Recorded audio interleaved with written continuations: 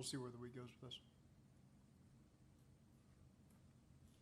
What's been have you met with the team this morning? If you did, what's the big message or something you want to convey on how y'all want to practice throughout this week? Yeah, same as usual. We always have great energy and attention to detail and put our best foot forward. But have the Raiders shown that they do particularly well? I mean, I know their record is what it is, but they beat the Ravens, played the Chiefs pretty close. So what stands out about the Raiders?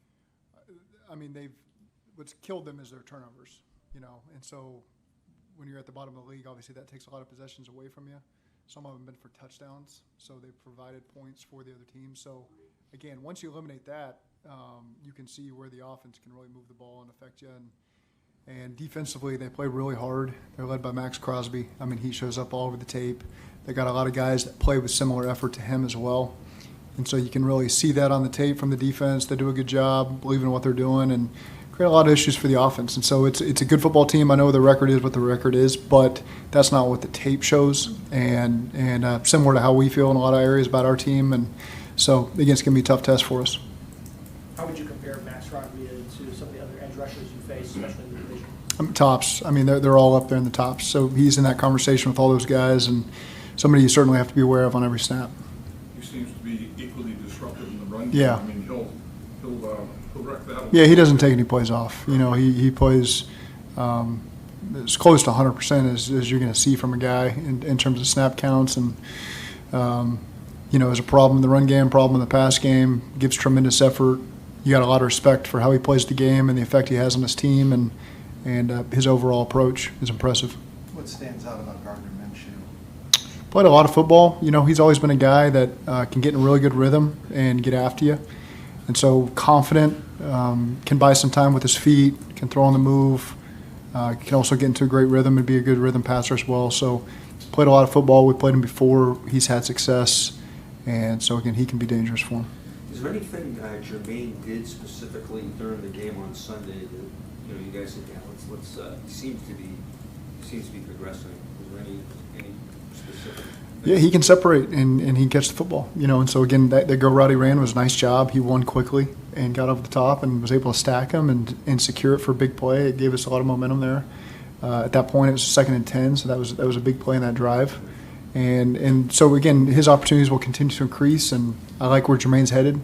We got confidence in him, and again, I think he's getting more comfortable every single week and trying to make the most of his opportunities. So I'm excited to see where he goes. Zac, you guys obviously took a couple tight ends in the draft, so in the evaluation process of tight ends, how much did you run across Brock Bowers' tape, and what impressed you in college and what impressed you now? Yeah, really tough. Turns into a running back when he's got the ball in his hands. So not only does he have tremendous quickness and ability to separate, but once he secures the ball, he's really difficult to bring down. Similar to Jamar in that sense, that once he's got the ball, he's usually not going down on first contact and thinks he's going to score on every single play. That's really what you see from him. I think he's really progressed in the run game as well. He's physical, he's willing. And again, so it's not shocking to see the production that he's having right now. They're obviously getting him the ball. He's making the most of it. He's a big source of energy on their offense and something we got to be aware of. Is he lining up all over the place? So they utilize? Yeah, they do a good job just getting the ball in his hands. Similar to what Georgia did. Just found ways to get it to him quickly, let him get down the field, and let him do the rest. And he's done a good job of that. Given the expectations y'all had going into the year, have you sensed any heightened pressure or tension in order to kind of meet those expectations internally? What's kind of been that approach given kind of where y'all thought y'all could be by the end of the year? I think when you're in this league, you've got an urgency to win every single week, and so you always feel that. That's part of this profession. That's what I love about it. Is it's important. It matters. You got to work hard. You got to earn it. Nothing's ever going to be given to you, and so everything we get going forward, we will have earned. How do you feel like this group, particularly because every year is unique, has handled the expectations that have been built, given the success you've had over the last few years? I think we just take it week to week, and so again, we have our own expectations every single week. It's disappointing when you don't win the game. The best remedy for that is to have a great week and go find a win and then create some momentum. Going back to Sunday, when you break down what you saw in the 3rd and 22 conversion to be sick.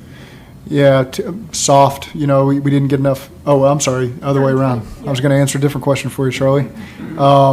Really good job by Joe buying time there. So the initial part of the progression, it's 3rd and 22, obviously, so it's going to be difficult to convert there. So what Joe really recognized was I got to buy some time to allow people to maybe uncover and get down the field. I don't have a lot of great 3rd and 22 calls that are going to get us 25 yards down the field. So played off the protection.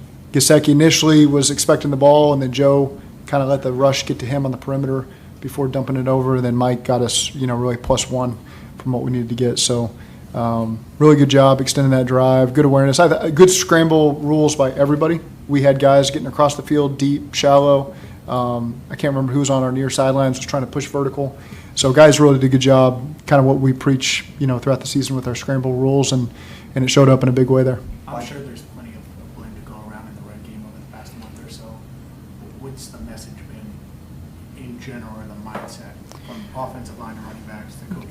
Overall, everyone's got to be more detailed. So, sometimes it can be a half second, getting to your responsibility. It can be a little more physical at the point of attack, doing a better job cutting off on the backside, hitting the hole exactly how it needs to be done, motion timing. So, again, we're being really hard on everything to make sure that no detail is left uncovered so that we can be better going forward and let that be a better part of our game. Is it fair to say it's fixable? Absolutely. I mean, it's the difficult part about that last game is we had 4 really good possessions, and then the 4th and 1 didn't go our way, and then I think we had 3 real plays after that. And so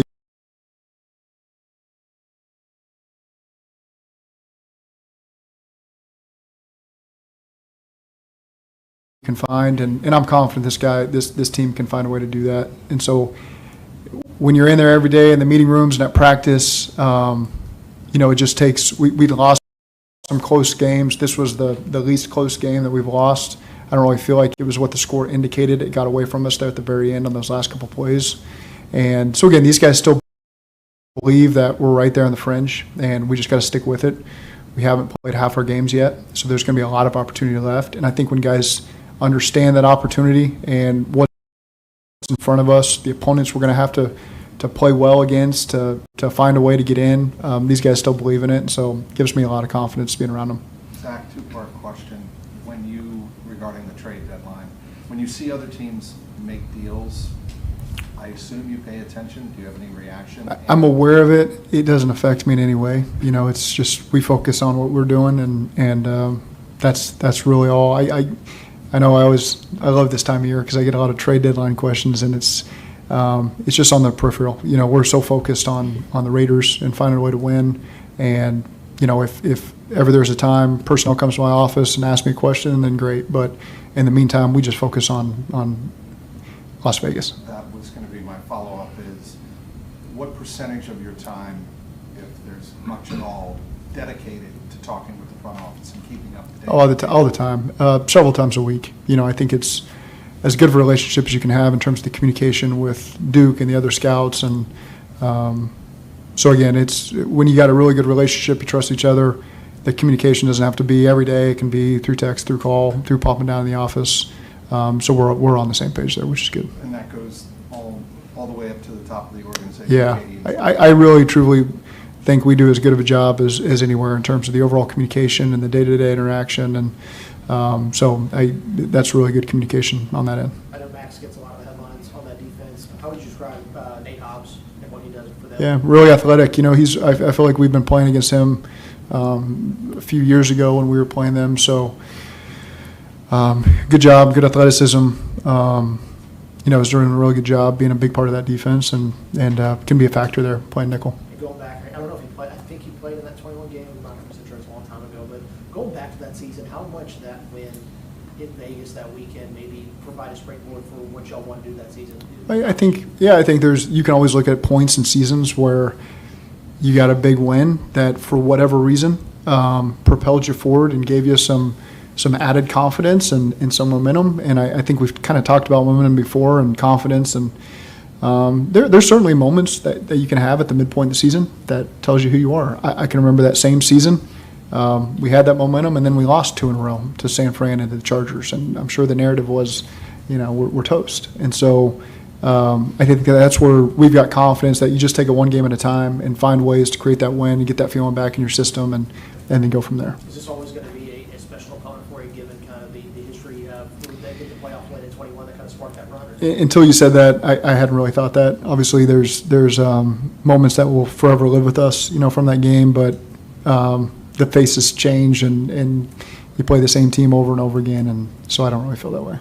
Defensively, Pratt and Wilson are just getting it done at an elite level. Talk a little bit about just their. It seems like they're just at a different level this year because obviously they're making a tremendous amount of tackles. We need production from them and from everybody, and a lot of times the backers, they got to be on top of the communication. They got to be there at the point of attack. A lot like tight ends, they're a big part of the run and the pass. And so, again, those are two guys. Jermaine's the captain. I look at Logan as the captain. Two guys that we depend on to continue to lead us. Zach, in your 1 year at UC and then your other stops in the NFL, did you Oh, have boy. much interaction with Marvin Lewis? No, not a lot. Always really liked in the limited interactions I've had. Ton of respect for him. I mean, he did such a great job for such a long time, and it's I know he's in Vegas now, and we'll love to say hello to him. Again, all the respect in the world for him, and he's always treated me really well in the 3 or 4 interactions we've had over the years. With T in Orlando, does it factor into the equation at all that next week's a short week and a division opponent as to whether they play this week? We always factor it in. It's again, I think we'll just know more here in these next couple of days of what the overall picture is for this week or beyond. And so again, it's too early for me to really make a decision on where that's going to head. Okay, thank you. Thanks, Zach.